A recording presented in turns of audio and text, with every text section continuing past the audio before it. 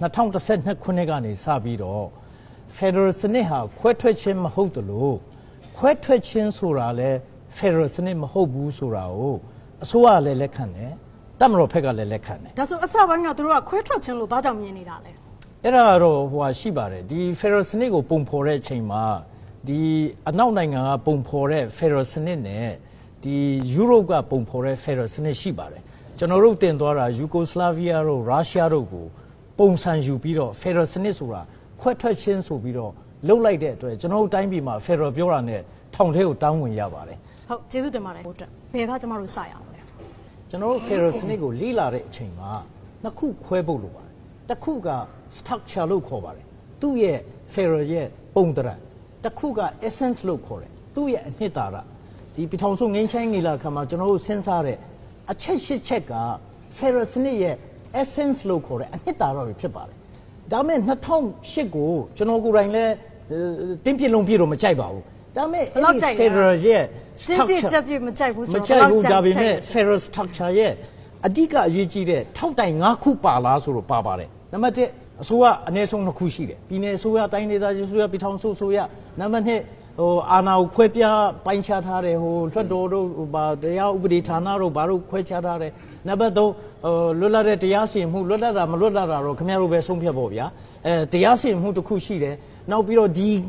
3ခုကြားမှာအပြန်လာထိမ့်ညှိတယ်ဆိုပြီးတော့၄ချက်ရှိတယ်နံပါတ်5ကဒီမှာဒီအရက်သားတွေပေါ့တာမန်ပြည်သူလူထုအနေနဲ့ဒီအစိုးရကိုပြန်ပြီးတော့ဟိုအမတ်တွေကိုပြန်ခိုးပိုင်ခွင့်တို့ပြန်ပြီးတော့ရုပ်သိမ်းပိုင်ခွင့်တို့ဆိုတော့ဒီထောက်တိုင်၅ခုကတော့ရှိပါတယ်ဗျအလုတ်လုတ်ချင်းမလုတ်ချင်းဆိုတာကကျွန်တော်တို့ပုံမှာပဲမူတည်ပါတယ်ကျွန်တော်တို့ Federal နိုင်ငံတော်ကြီးကိုထူထောင်ဖို့ဆိုတာတော်တော်ခက်ခဲမယ်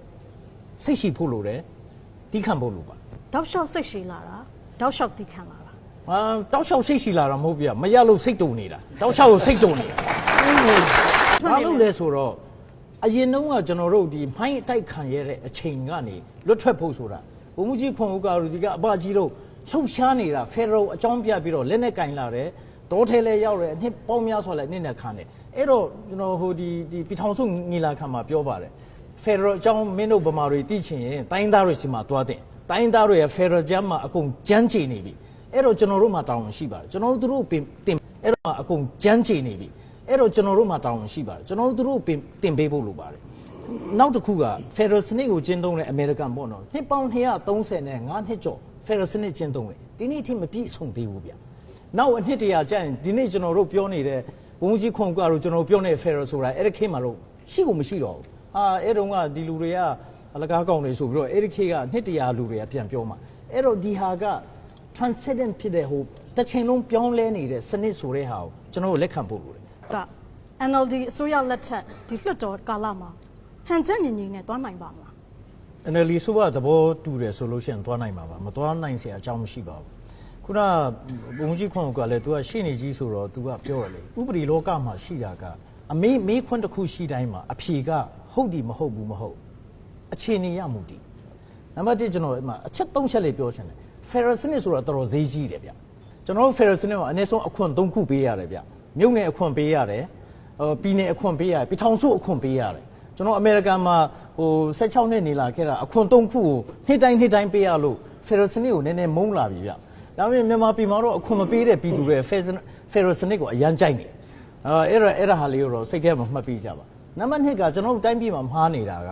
10ပြည်နယ်ဖြစ်မှ Federal ဖြစ်မယ်ဆိုတော့အစွဲရှိတယ်ဗျအဲ့ဒါမှားပါတယ်10ပြည်နယ်ဖြစ်မှ Federal မဟုတ်တယ်လို့ Federal ဆိုတော့10ပြည်နယ်မှမဟုတ်ပါဘူးအခုရှမ်းပြည်နယ်ကိုဟိုဗာလဲပအိုးပြည်နယ်တောင်းတယ်တို့ဘာတို့ဝပြည်နယ်တောင်းတယ်တို့ဘာတို့ဖြစ်တင်သလားဖြစ်ထိုက်ရင်ဖြစ်ရမယ်ဆိုတော့အစွဲကယုံကြည်မှုက Federal စနစ်ဖြစ်ပါတယ်အဲ့ဒါကြောင့်ကျွန်တော်တို့ Federal စနစ်ကိုစဉ်းစားတဲ့အချိန်မှာကျွန်တော်တို့မှာကန့်သက်ချက်မထားဘဲနဲ့ဖွင့်ပေးပြီးတော့စဉ်းစားနိုင်ဖို့ကျွန်တော်တို့မြန်မာနိုင်ငံပြည်သူပြည်သားတွေအားလုံးမှာလိုအပ်ပါတယ်နိုင်ငံနဲ့ကန့်ညီတဲ့ Federal စနစ်တည်ဆောက်ဖို့လုံလောက်တဲ့သုတေသနလုပ်ထားတာရှိနေပြီလာ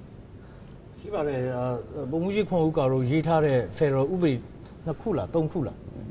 2ခုအနည်းဆုံးရှိပါတယ်ကျွန်တော်တို့လှုပ်ထားတဲ့အများကြီးရှိပါတယ်ဒါပေမဲ့ခုနကဆရာပြောလို့ဟိုကြောက်ရွံ့မှုစိုးရိမ်မှုကြောင်းကြမှုဟို Federal ကိစ္စကိုမလေ့လာနိုင်မှုနောက်ပြီးတော့ Federal ကိစ္စကိုနားမလည်မှုအဲ့ဒါတွေကကျွန်တော်တို့ Federal ပြည်ထောင်စုကိုထူထောင်ဖို့အတွက်ကျွန်တော်တို့မှာအခက်အခဲရှိတယ်စာတမ်းပြုစုဖို့လေးလာဖို့ဆိုတာဘာမှမခက်ပါဘူးဘာလို့ဆို Federal စနစ်ကိုကဘာမှာကျင့်သုံးတာနှစ်1000ကျော်ပါပြီဟိုဆွစ်ဇာလန်စကရေကသူတို့လုပ်နေတာနှစ်1000နဲ့ချီပြီးရှိ